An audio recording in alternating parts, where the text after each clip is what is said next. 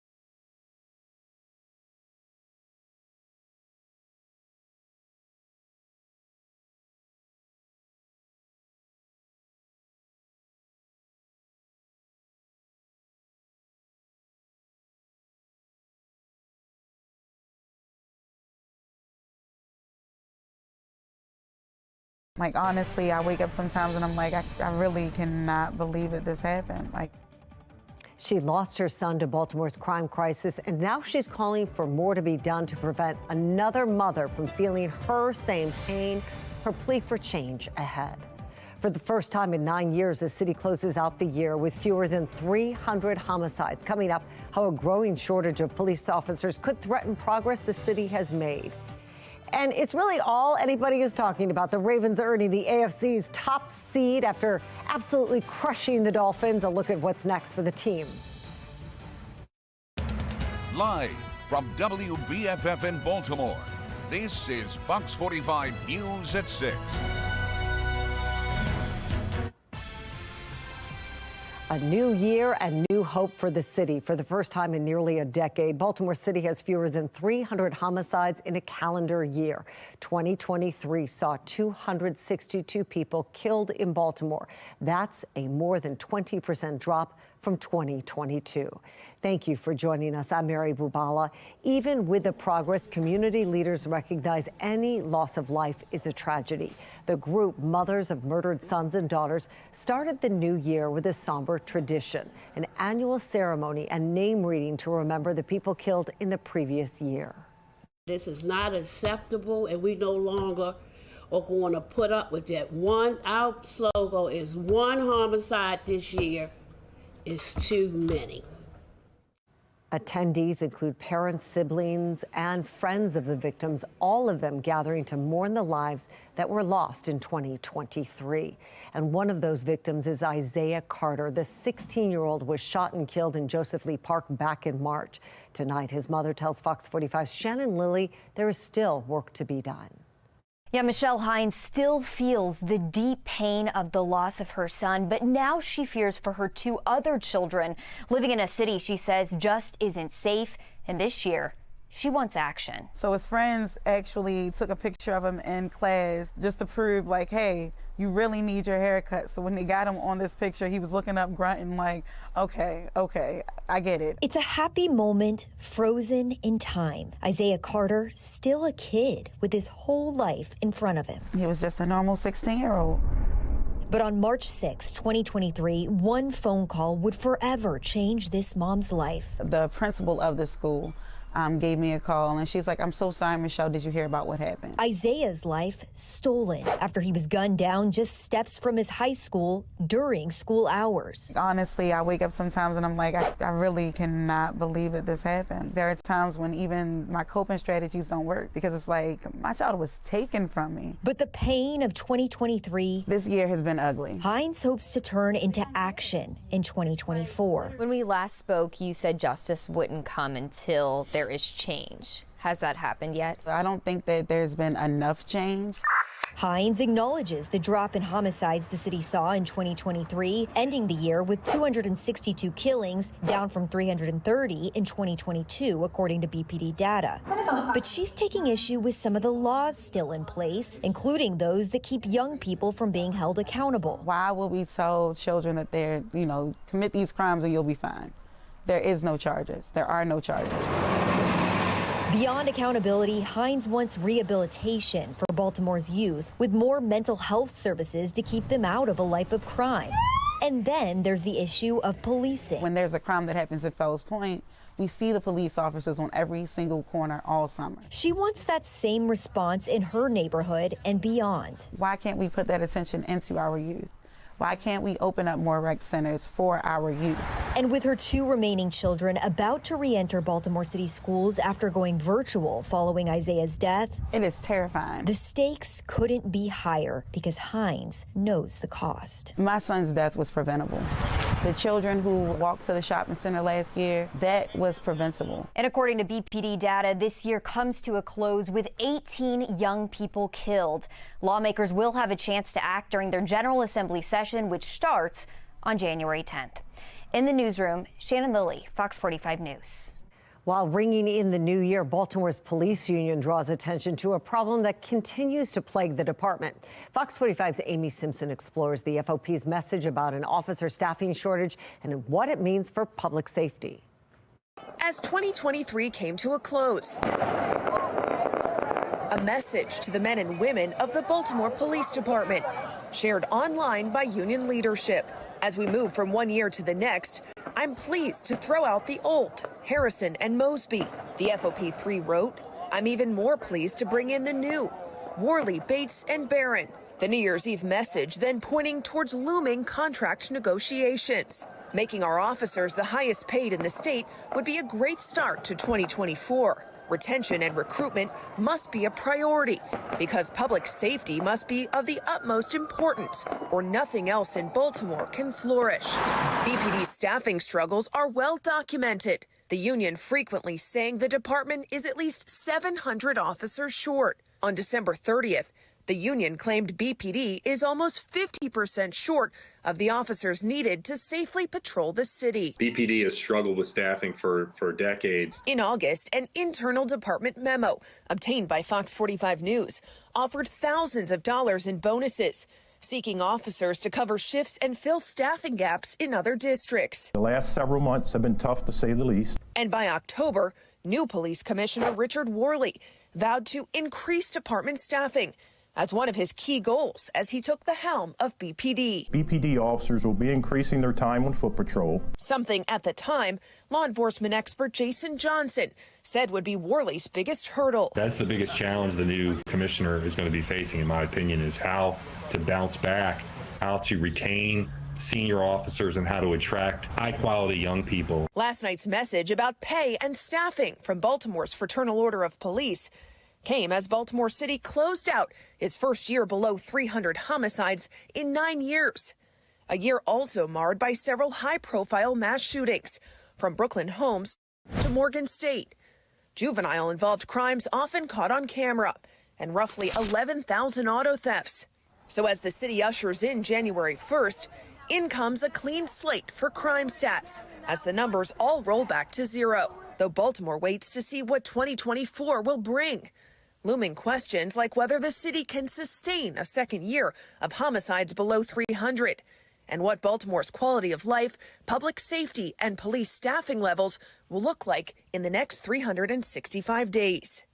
In Baltimore, Amy Simpson, Fox 45 News.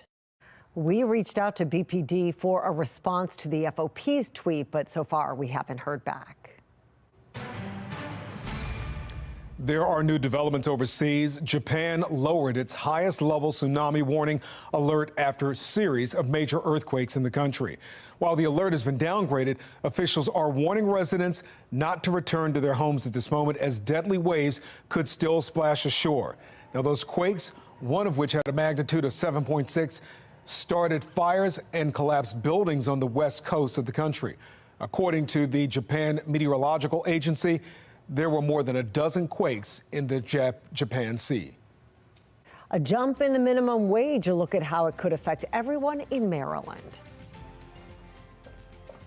And I am tracking a new weather pattern for the start of the new year. First, cold air is going to move in, and then we are tracking the potential for our first weekend winter storm, first storm of the new year. I've got the latest on that and what it's going to mean for your weekend plans in just a couple of minutes.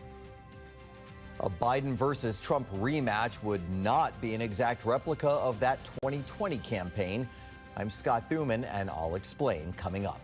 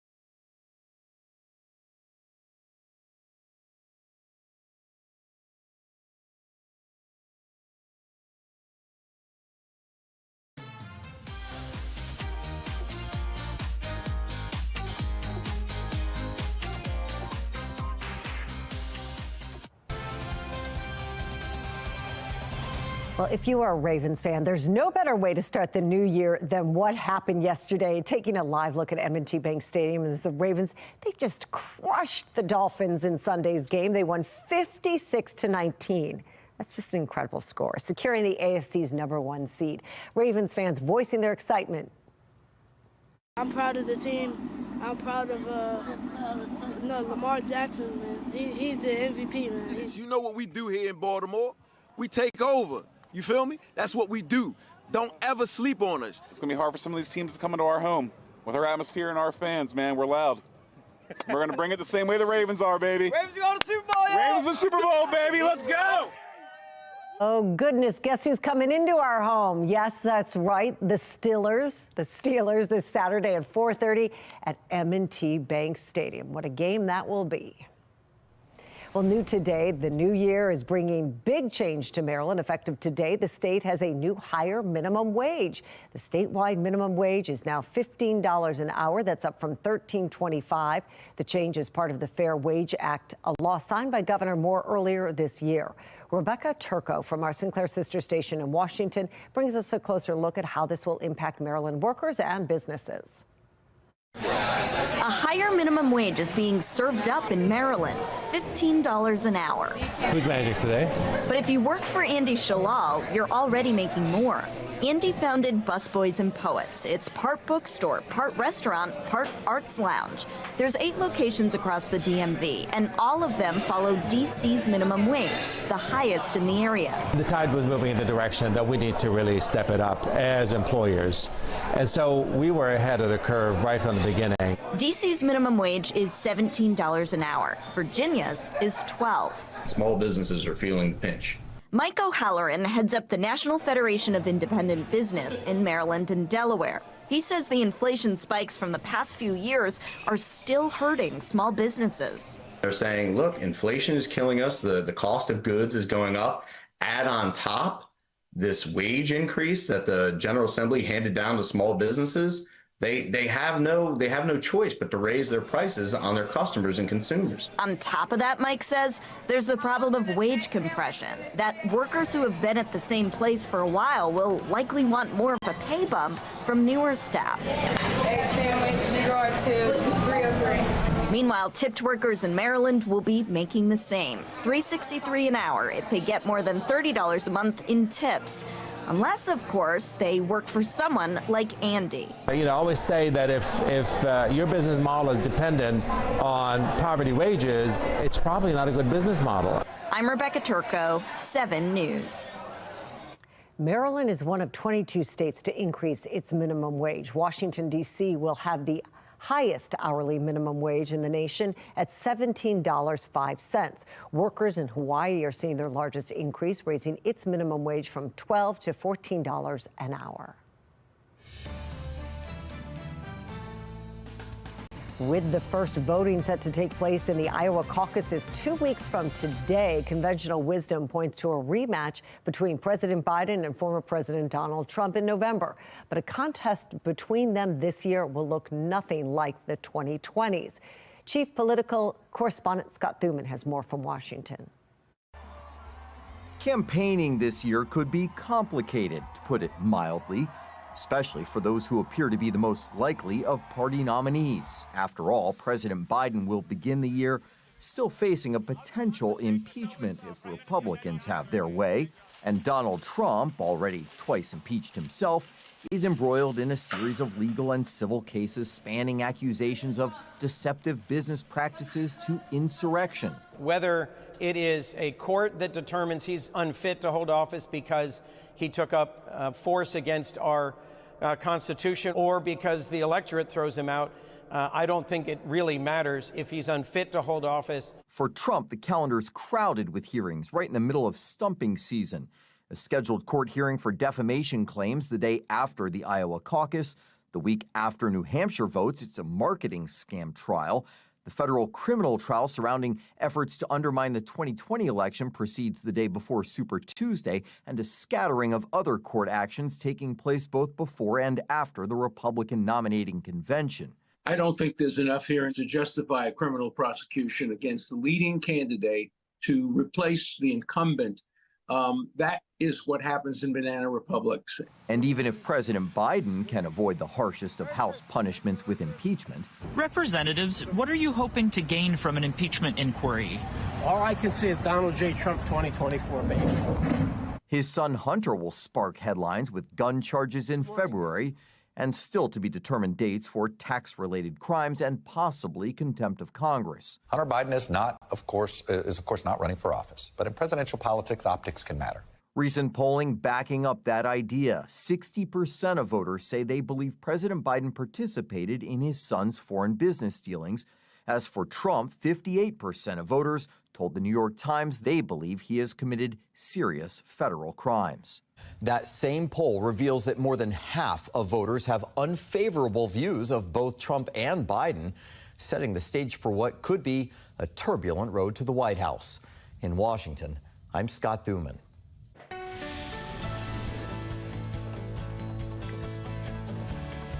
And now it's time for our Fox 45 triple cast. You'll notice we do have an active scene on the radar right now. That's as one disturbance rolls out of here. That's going to scoot its way out as we head through the remainder of the evening. You'll notice things look pretty quiet, all lit up at M&T Bank Stadium. Roads, traffic moving along just fine on this holiday. But I am looking ahead to our next weather maker already, and this one has the potential to come with some winter weather. That's right. This could be our first significant snow in about 2 years. Right now on our winter storm meter, I'm putting us in the second category, so that would be prepare for some snowfall, with the extreme category here being preparing for closings. We're not at that point just yet. We still have a lot of details to work out, but what we do know is there's the potential for some measurable snow, especially north and west of Baltimore over the weekend. Right now, we're just tracking some plain old rain showers, and they're actually fizzling out as the evening continues. You'll notice the radar is looking much improved already. Rain showers are winding down, and from here on out, it's actually going to be kind of quiet and dry for the next couple of days. So that's all as the storm system pushes south of here. Coming in behind it, we see high pressure to the north. That's going to continue to nose its way in and send us some drier conditions. So the next couple of days actually look pretty decent. Bright and chilly for us tomorrow with highs in the mid-40s. It's going to start to feel like January. Very seasonable on Wednesday in the upper 40s. We cloud things up on Thursday. I think we'll see a few showers early on. We could even see some flakes early on with temperatures in the low to mid-40s. But that just sets us up for what's coming this weekend. So what's happening is we get the colder air in place, and then we get some moisture coming in from the south. The exact track the storm takes is going to determine how much snow we end up seeing. Right now, it looks like the potential is there for some accumulating snow to start overnight Saturday into early Sunday. You'll notice that rain-snow line, though, is awfully close. That means for some, this could be some heavy rain, but for others, this could be some heavier snowfall.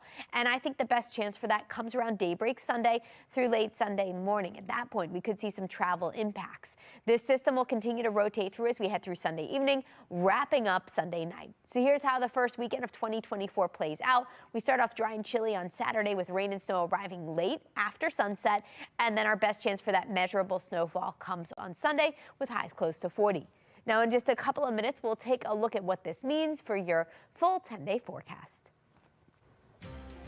Amy, thank you. The search for answers after a young pregnant teen and her boyfriend are killed. Our Assignment America explains what's complicating the investigation.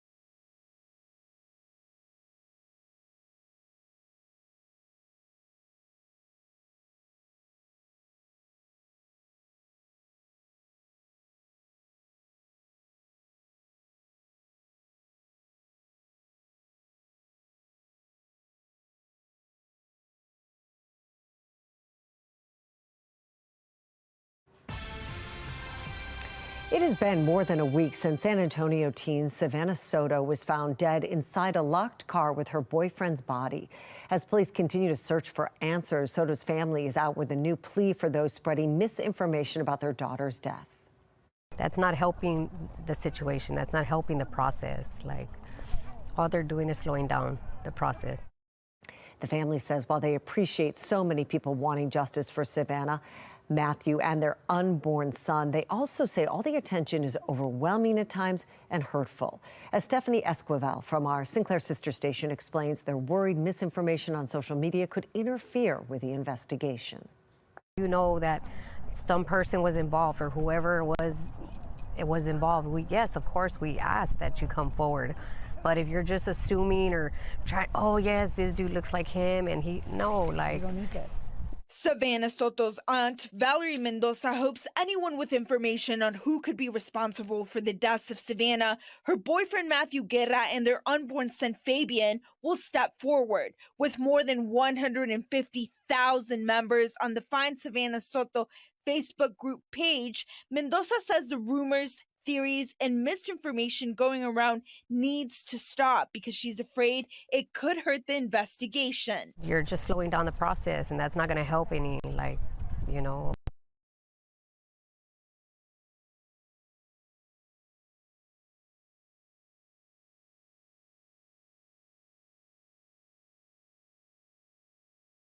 course, they have leads and they want to look into every single one. Because detectives are following every lead, Mendoza says she hopes out of respect, people will stop speculating about what happened. If you're not 100%, about it, then we don't want to hear it. We don't want to hear it. Just let the detectives do what they need to do. And I believe from the bottom of my heart that they're going to get who did this. Instead of opening Christmas presents and celebrating the new year, the Soto family is now having to make funeral arrangements for Savannah and Fabian. It's something Eagles Flight CEO Pamela Allen is